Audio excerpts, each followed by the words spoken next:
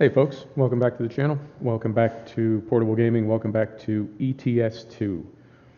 Picking up where we left off last episode. We're in Stavanger. We're in Norway is where we're at. And we're going to pick a job. I slept twice and brought it up to morning. And that had the added effect of giving us 160,000 euro. And I'll get to that in a minute because we're coming up with a plan. Going to the job market, and we're trying to head. Okay. That's interesting. We've got some heavy cargo here. I'm sorry, some special transport cargo. Not exactly heavy. Let's see what else we've got. Got an excavator going to Oslo. We've got, back to Bergen. I don't want to do that. Okay. So we need to decide. We've got this excavator at 26 tons. I think at 480 brake horsepower, I think the little Scania could handle it. But then we've also got these two, also going to Oslo, and these tires are actually less, they weigh less than the excavator. So if we're worried about weight in that small 4x2 truck, this makes the most sense. And we haven't done a special transport yet in this series. So I think that is going to be the way to go.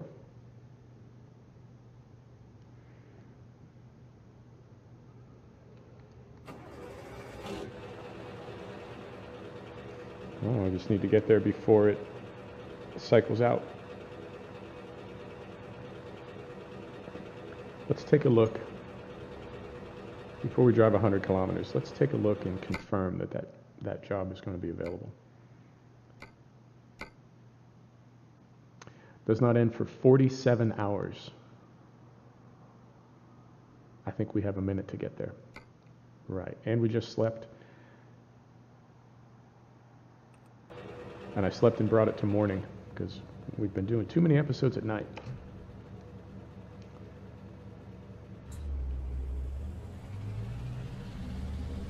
And I don't mind that, but I know it doesn't always make for the best video. Right, so it's Thursday morning where I am in real life. And I finally got a good night's sleep last night. Didn't sleep quite as long as I wanted to, but the sleep that I did get was restful. And it's funny to realize there's a difference. I feel like I wake up feeling better when I sleep well, even if I don't sleep long, rather than sleeping a long time and not sleeping well. So it's been weird for me to realize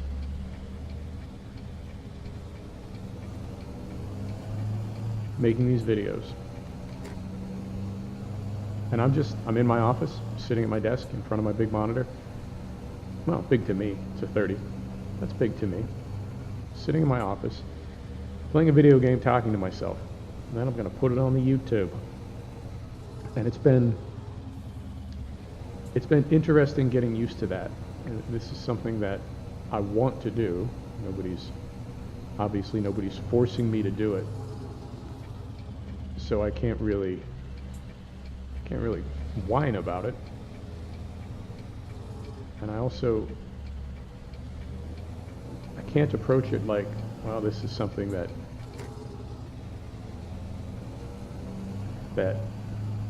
doesn't feel weird. I'm a very introspective person, and that is right around the corner from being very self-conscious. And that could be why I'm doing this, right? As kind of a way of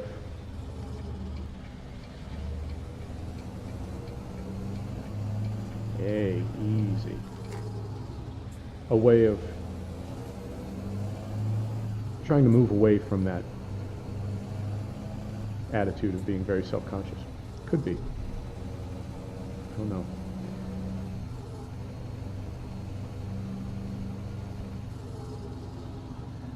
I know I'm enjoying the challenge of it, and every time I make a video, every time I review it, before I post it, when I go over them with my girl and we sort of talk about what went well and what could be better, I think that's really what I'm about, not just in these videos, but in everything. I'm a big fan of the idea of continuous improvement and always trying to be better at whatever it is that you're doing than you were the last time you did it. So I think, as is often the case in life, I think I've just made myself an arbitrary, sort of innocuous challenge. Just decided to make some YouTube videos. But now that I've decided to do that, it's really important to me that they be as good as possible.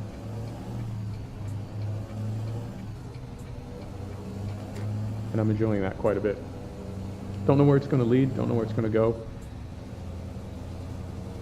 And I like that too. That's been sort of the way my life has gone for a long time.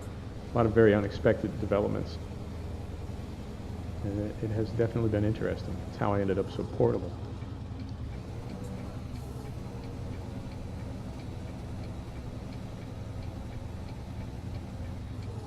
Right, so there's a convenient segue. I'm the portable gamer, you know I play on a gamepad. I don't use a wheel and pedals. And I'm feeling, well, I'm a Logitech guy, and I'm not a fanboy. It works well for me, it's affordable, and it's accessible. All of us, obviously, all of us can get anything we want from Amazon anytime we want. We can have it the next day if we want. But it seems like in the United States, at least, there's a Best Buy in every town. Just drive out to the interstate, drive out to the freeway, drive back and forth for a few minutes, and you'll see a Best Buy. It's right next to the Red Lobster and the Olive Garden. Always. Johnny Carino's sometimes, Maggiano's sometimes. You know what I'm talking about. All those interstate restaurants by the multiplex and the Sam's Club. There's a Best Buy is what I'm saying. That's what I'm getting at. There's a Best Buy. So you go to your Best Buy and they have their own Logitech section with the little branded end cap and all the goodies like you have, and that's cool. And that is nice for me because I know I can go in any Best Buy anywhere in America and find typically the stuff that I'm looking for. They may not have the SciTech farming side panel. They may not have that amazing flight and space sim joystick combo. I don't know if you've seen that thing. It's magnificent. Not a fanboy, but credit where credit is due. That thing is amazing. And it's for space sims, which I didn't even know was a thing. I mean, I knew about Kerbal. And I've considered recording some Kerbal episodes. But Kerbal Space Program for me is like the white hot glowing nucleus of frustration. I think the first time I played that sim, and when I say the first time I played it, I don't mean the first session, I mean the first time I installed it, because I've uninstalled it many times. Oh, Kerbal, it's rough. The first time I installed it, I think it took me probably 18 or 20 tries just to get a rocket into orbit, to get a payload into orbit, and it was literally like a satellite as big as a laundry hamper. It was Sputnik sized, like a basketball, and it took me a couple dozen tries to make that happen. So space sims, yeah, I guess there's others too. But I digress. So, oh dear, I just remembered I got Frosty mods, and we're going to be hauling Special transport down a gravel road covered with snow. Oh dear. Alright, well, you know. My policy when I started the channel was I wasn't going to edit out the fail. So we'll see how this goes. I ain't scared. Maybe I'm a little scared. Anyway, I am a portable gamer. I play on a gamepad. I've got a Logitech Ep7 and I like it. But I have to admit there are better gamepads out there. There are gamepads that have a much better feel to them. They're a lot heavier, and I think that's something that I don't want to say it's a factor, but I mean it's hand feel. Everybody knows what hand feel is, and there are gamepads that have much better hand feel than this Ep7. I wish Logitech had, oh dear. Okay. I'm excited now, in a good way and a bad way. I know there are gamepads with better hand feel than the one that I have, and I wish Logitech made one that had that heavy kind of metallic. Well, it's not metallic at that point. It's actually metal. Yeah. Have that heavy metal feeling to them. Not heavy metal. Heavy, metal. It's got a good hand feel. It feels like you got something solid in your hand. Get your paw wrapped around it. And unfortunately, Logitech does not. So I'm considering two. I'm considering the Razer Wolverine. This is going to sound crazy, but the reason I am sort of turned off by it is that name. I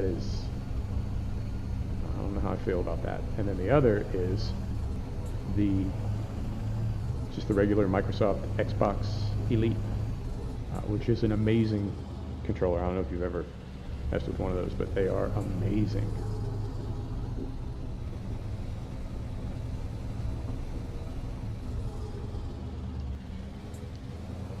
So that's what I'm thinking about today. I'm on the fence about that. And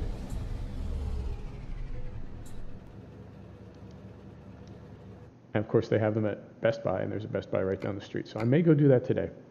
Don't know. Right, we're going to take these tires to Oslo and begin our journey to the north. So while this cutscene is playing, I will tell you something else that I was thinking about, and that is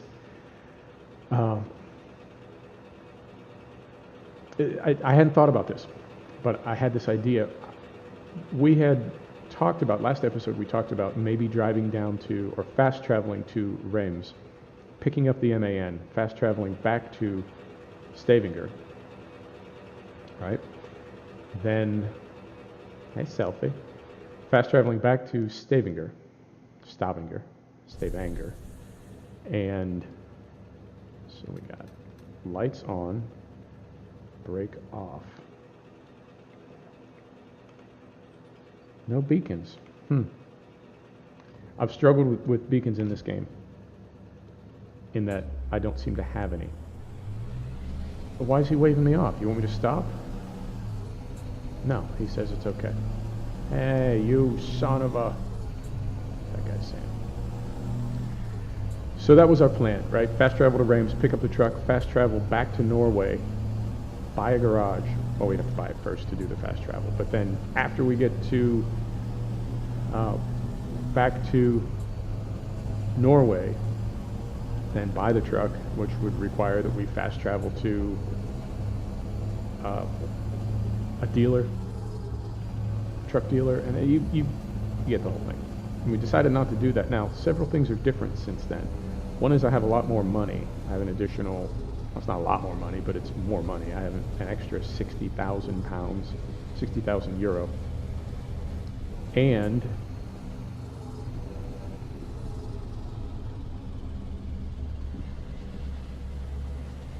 the other thing is, I realized if we pass an MAN dealer on the way out of Norway,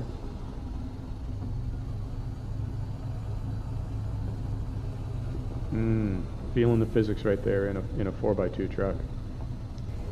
This is going to be, it's going to be a hoot.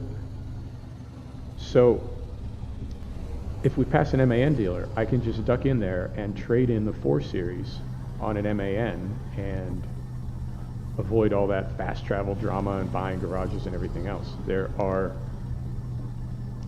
2 questions that I have for myself, for the room. 2 questions I'm just kind of throwing out there randomly. One is, I know you can't buy a truck online. Maybe you can, I take that back. I know you can't just fast travel to a dealer while you're on a delivery, right? So if I was on a delivery right now and I brought up the game menu and I said truck dealers, I could go to one and I could look around, but I don't think it would let me buy anything because I'm on a delivery. But I know I can drop this trailer and free travel, and I've done that to get fuel before, not on special transport deliveries, but just on sort of big, bulky deliveries like tandems or something where you don't want to be necessarily taking it in to a tight gas station. So I know I can drop the trailer and drive around. So if I drop the trailer, can I then go to a dealership and trade this truck in and then go back and pick up the trailer with the new truck? Will it let you do that? If it will, I would like to do that. Maybe. Because if we do, then we're going to lose our 4 Series. However, then when we get back to Reims eventually, then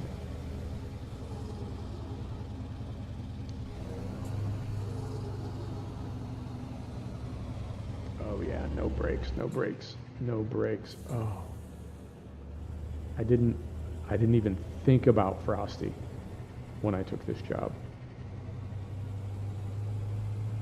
You know what? Live and learn. That's why we're here, to give ourselves arbitrary challenges that we then figure out how to solve. Right, so we would have 2 MANs and we would lose our little Scania 4 Series. But here's the thing. I'll tell you a little something about Sweet Will, about ill will. I used to be a photographer. I used to be a professional photographer. I worked for the Associated Press, shooting forest fires, of all things. That'll wake you up in the morning. Run around running inside forest fires. Huh.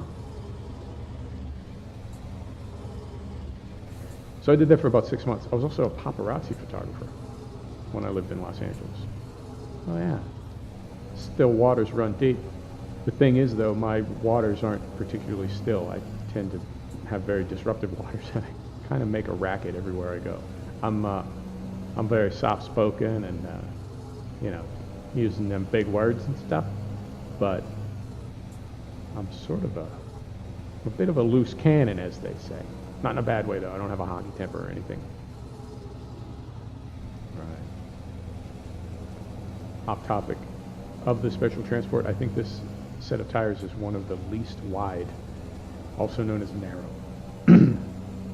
So, I worked as a photographer, and I was a photographer. I just liked taking pictures, and I developed quite a portfolio, a couple thousand images. Now, a portfolio, if there's any professional photographers or professional artists, you know you don't want a portfolio with a couple thousand items in it. You want to narrow it down. Depending on what your medium is, you may only need 10 or 12 examples in your portfolio. And then other medium like web design or something, you might want to have 50 or 60 varied examples because you want your clients to be able to look, take a pic. So I had a big portfolio, a lot of images, and I won't say the name of it, not like they're ever going to hear it and get mad at me or sue me or something, but I had and this was a few years ago when the cloud was still, when we were still figuring out what the cloud would be. Like a good responsible citizen, I had backed up my portfolio to a cloud service, and it was a mirror service. So anything I put in my hard drive automatically updated to this cloud service. You see where this is going. I know you can see already where it's going. I didn't see where it was going. Oh. So I have a hard drive crash. I get a new hard drive, I reinstall my OS, and now I'm going to bring back all my documents. So I install the software, the client-side software for this cloud-based backup, client-side. My side, I reinstall the software on my machine. I go to the website, I log in, right?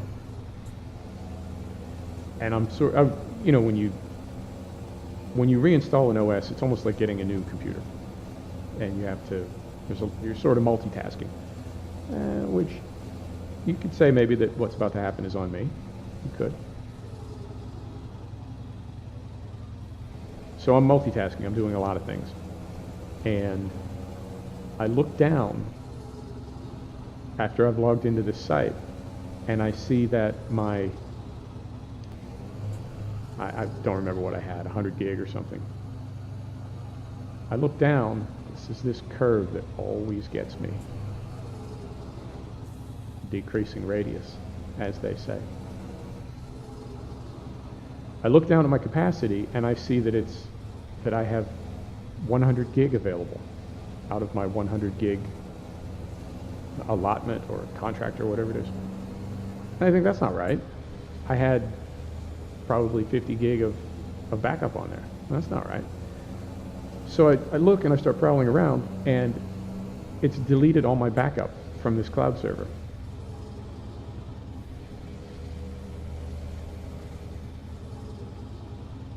So I look everywhere I can on their site for, right, like where Control Z, where's the undo button? What the hell just happened? What's going on here? And I finally call customer service, and they say, oh yeah, we're a mirror service. So basically whatever you have on your hard drive, and it was specific folders, so it was, you know, documents and music and videos and things like that. Whatever you have on your hard drive mirrors to your cloud backup. So what they're telling me is that when I put in a new hard drive and all the documents folders were empty, their software saw that and went to the cloud backup and emptied all the folders, permanently deleted everything. So, you know, I'm trying to be a good Buddhist in this life. I really am. I'm trying. So the guy tells me this, and I really paused, and I chose my words very carefully. And I asked him, you know, your service exists for exactly this eventuality. Would it not make sense for you to have a gigantic red button, like literally the size of an entire screen, that says, are you sure you want to delete everything that you've backed up in case you lost your hard drive? Because you have an empty hard drive, which would seem to indicate that you've lost everything on your hard drive and now you need to back it up. So essentially what I was asking him is, how could your service possibly be configured in a way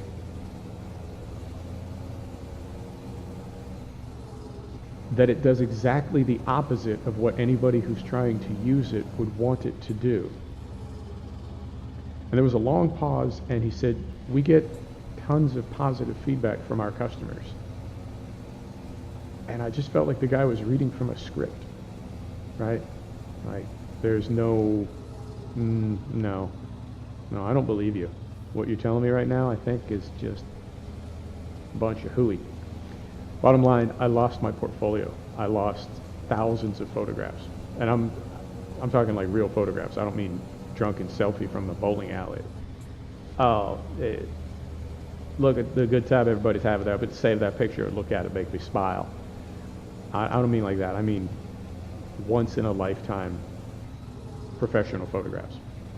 portfolio pieces, all gone. And I was upset about it at the time. I was upset about it. And as I thought about it, because I unpack everything. That's my jam. I always want to think about everything. And as I unpacked it, I realized the quality of the images had evolved. The most recent photographs I had taken were in many ways better than the first photographs that I'd taken. The reason I saved the old ones was they were good in their own right. And I'm not saying it was 100% linear. There were older photographs that were better than newer photographs, although they were all good enough to keep in a portfolio. But you see what I'm saying? Simply being more recent did not make it a better photograph. But there was a trend, and the quality of my work was improving. I'm speaking entirely past tense because I'm not a photographer anymore. So that got me thinking, if the most recent work that I've done is better than the older work that I've done, then the work that will come after is better still, which is a very long-winded way of saying the well does not run dry. Hemingway famously lost a suitcase with a bunch of manuscripts in it in Paris, I believe, in the 1920s. And then they found it years later. Found the suitcase, found the manuscripts. But it lost it, and it was, this was old school. This was typewriter and longhand. This was not like word processor. Technology has evolved, and you can put words on paper. It's not paper, it's digital if you work on a laptop. You get what I'm saying. You can get words into a form where they can be saved and preserved. You can do that very, very quickly now. You can type a lot faster on a word processing app than you can on an old Underwood manual typewriter. So that was a lot of work that he lost. But, he did all right. And as I recall, now the stuff was unedited and there were fragments and things were incomplete. So it wasn't like there were completed masterpiece novels in that suitcase. It was a lot of works in progress. But he did all right. And when the contents of the suitcase was found years later, there was nothing in there that I recall that demanded publication because it was just so groundbreaking. So we can look back on this almost 100 years later. We can look back on these events and say, as traumatic as that may have been to him, to lose all that work, and work is hours, so he lost hundreds, maybe thousands of hours of work, probably thousands. He lost thousands of hours of work that he had done that he would then have to redo, and you could look at it as losing thousands of hours of your life. There's a lot of ways to look at it, but I'm sure that was traumatic. But then in hindsight, looking back on it almost 100 years later, it was sort of no big deal. And in a way, it was probably good for him, because the body of work that he created afterwards stands on its own. And we have to ask the question, would he have created what he did if, rather than writing new work, he was adding to and improving on the manuscripts that were in that suitcase, right? Bottom line, the well does not run dry. And when you are a creative person, you don't need to worry about running out of gas or not being able to do what you've done before. You did it once, you'll be able to do it again, probably better. So that's a food for thought, like always.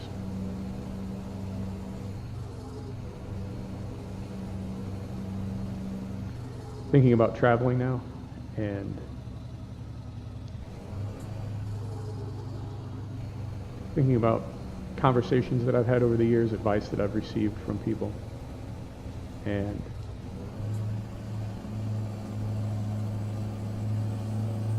thinking about how the advice that I've received in my life has determined, affected in some ways the way that I give people advice. Because I've got a lot of bad advice in my life. And I would break it down now. I guess it falls into one of two categories. For the most part, there are exceptions, but for the most part, when people tell you what you should do, they're projecting, and they're telling you about their own life.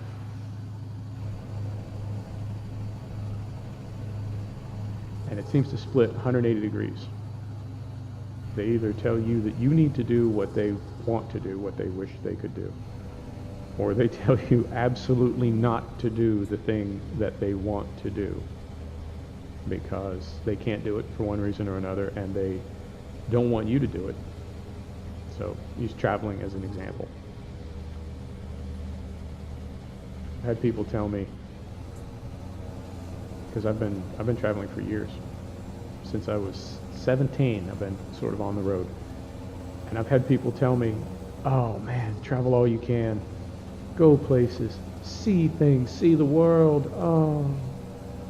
Sort of wistful, right? And you can hear, as they're saying that, you can hear them saying they want to travel, and for one reason or another they can't. And then you get just the opposite from other people. And what they'll tell you is, oh man, you need to settle down. You need to buy a house like mine, get married to a woman like my wife, and have 3 kids like me, and then you need to go to work at the ball bearing factory, and you need to get a new hot water heater on Friday, go down to Home Depot, get a water heater, you got to install that with your brother all day Saturday. You're going to miss all the games, right? And that person desperately wants to travel, desperately wants to get away from their life, but they can't, and they don't want you to. They want you to be stuck in the same life that they're stuck in. That's how most people give advice. And I've gotten a lot of bad advice. So my policy now is, somebody is telling me about a problem or talking to me about a problem, I try to go Socratic. And the thing about, this is so slippery. And the thing about Socratic is,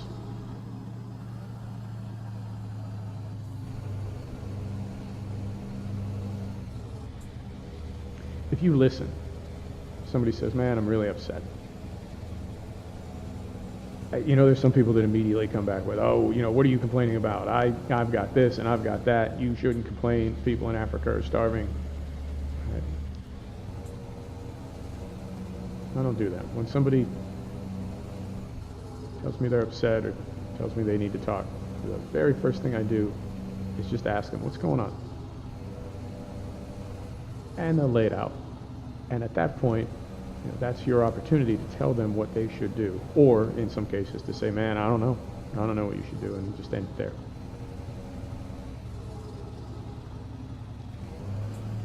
But when you go Socratic, or for me anyway, the next thing I ask them is, well, what is it that you want to do? And they'll lay it out. And this is the really key part here. Next thing you ask them is why. Why do you want to do that? And this is what a therapist does. You don't need to be a therapist to do this. Therapists, doctors, MDs, psychiatrists, psychologists, social worker.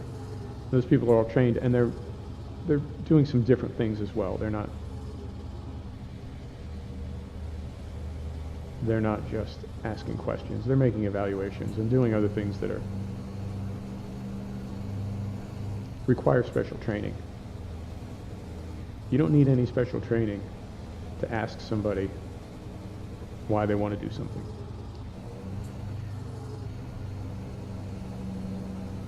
And when you hear the answer, it doesn't really matter what the answer is. Just keep probing, right? Not in a mean way.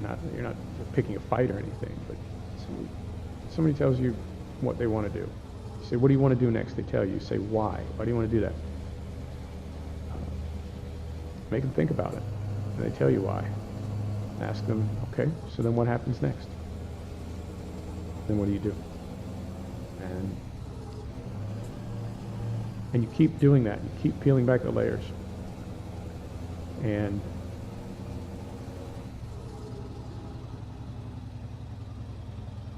that, to me, that is how you help somebody. That's how you give advice. Because you're not really giving advice at all. You're letting them solve their own problem, but you're directing them or guiding them, or in some cases almost forcing them into figuring it out for themselves. But they have the best answer. Their answer is better than yours. I worked for a guy years ago, and I work jobs. I've had jobs, regular punch a clock, 9 to 5, get a paycheck jobs, but I also freelance and work as a consultant. So when I say job, I use the term generically, and that's everything from a job where you punch a clock all the way through to a client, 1099er in the United States, independent contractor. Tax form for independent contractors is a 1099. So if you hear somebody say they're a 1099er, it means they're a contractor or a consultant. But I got everything sorted out with this guy. I'd done a proposal for him. We had scoped the project, and we were moving forward. And we met for coffee. And he said, "Okay, let's do it. I'm going to hire you. What's this going to cost me?" And he held his hand up. And he said, "Before you send me a number, I will take any reasonable offer. I'm not going to negotiate with you. I'm not going to haggle with you. I'm not going to make a counter offer. You tell me what this is going to cost me, and if it's reasonable, I'll agree to your price today, or I'll say no. But we're not going to negotiate." And what he was doing was forcing me. He was forcing me. We've got, if I recall correctly, we've got a big hill to go up here, up into Oslo. And I don't know if we're going to be able to make it in this little truck. Huh. Okay. Let's see what happens here. We can always rescue. We're close enough to Oslo. We can probably rescue, but I hate doing that. Right. So yeah, look at that. You see that up there? That it doesn't look like it. That is a mighty hill. So that's what he was doing. He was forcing me to calculate the true worth of this project that I wanted to do for him. Normally you start high, and then you let the person you're negotiating with bring you down, or from the other end you start low and you let the person you're negotiating with bring you up. But we didn't do that.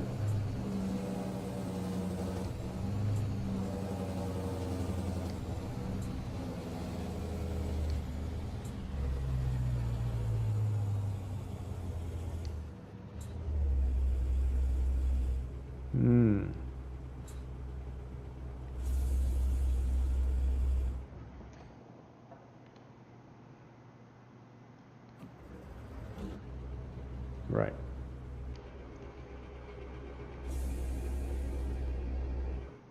Nope. Well, I think we may be flummoxed here.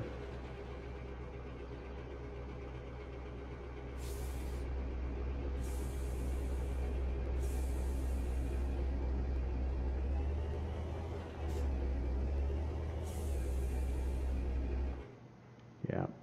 We're not going to be able to get this guy up here. I'll try a few more times, but then we're going to have to rescue to Oslo.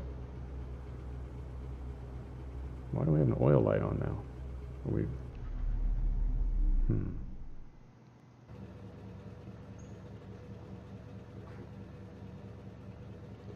So we'll try it again without the Frosty physics mod. You ready? All right.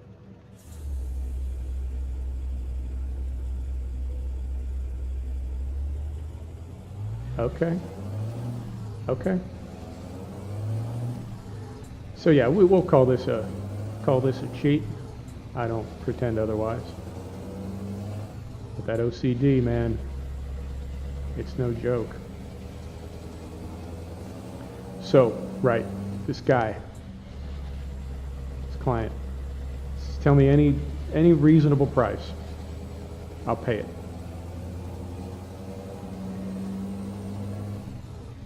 And he did offer the qualifier reasonable price. He didn't say name your price. But what he was doing was challenging me to give him an honest evaluation of the money. He was sort of betting that I knew what it was worth. And he was betting that I knew that he knew what it was worth. And he was just making sure that we were on the same page. In other words, if I gave him a good number, one that he would agree was a representative of a good value for him, he'd cut me a check. If I threw a ridiculous number at him, he would just say no and walk away. And if I tried to err on the side of caution and give him a low number, then he would just pay less for the job. All right, so it was kind of a win-win-win situation for him, and for both of us, really.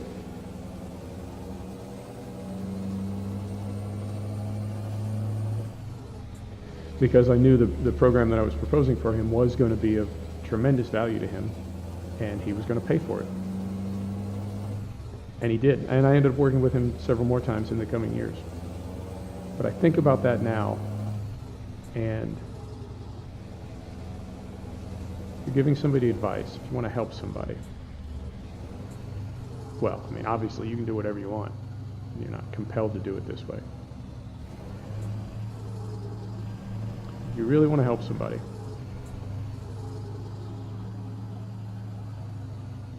tell them that you will do whatever they ask for as far as helping them,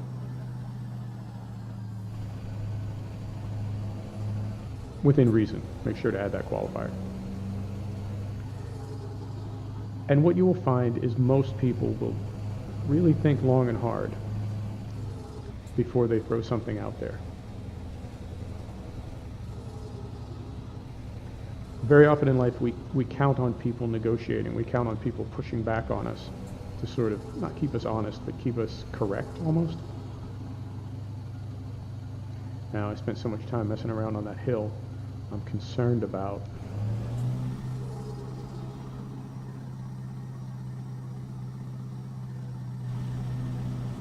falling asleep before I get to Oslo. Most people count on the world and on the people around them pushing back a little bit. They can make outrageous requests. They can propose outlandish ideas, knowing that they will get pushback. They will be balanced.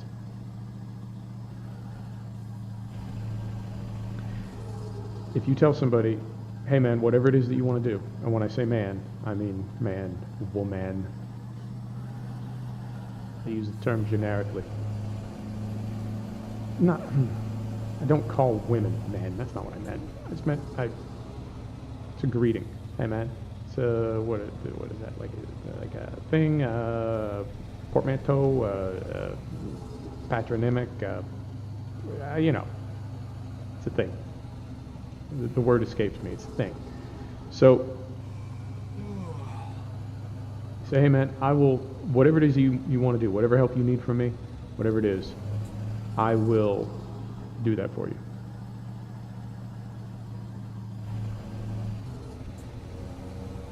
And by saying that, you're sort of compelling them to really think long and hard about what it is they're going to ask you for.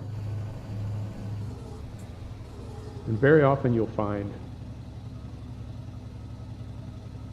people will not back down, I don't mean it like that, but they will reflect and think and think and think, and what they'll eventually bring back to you is something relatively minor, right?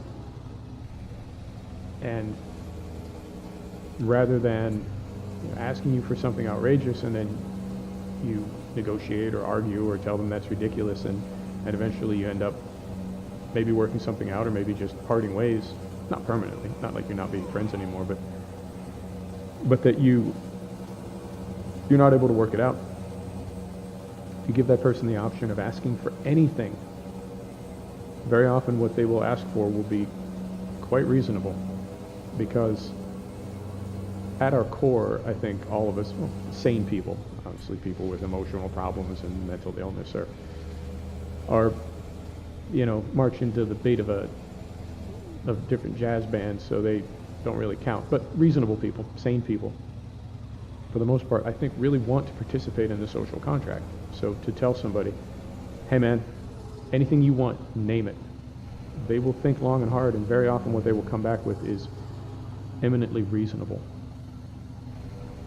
because they want to be fair. They need guidance or help or advice, but they want to be fair. All right, getting a little dicey here.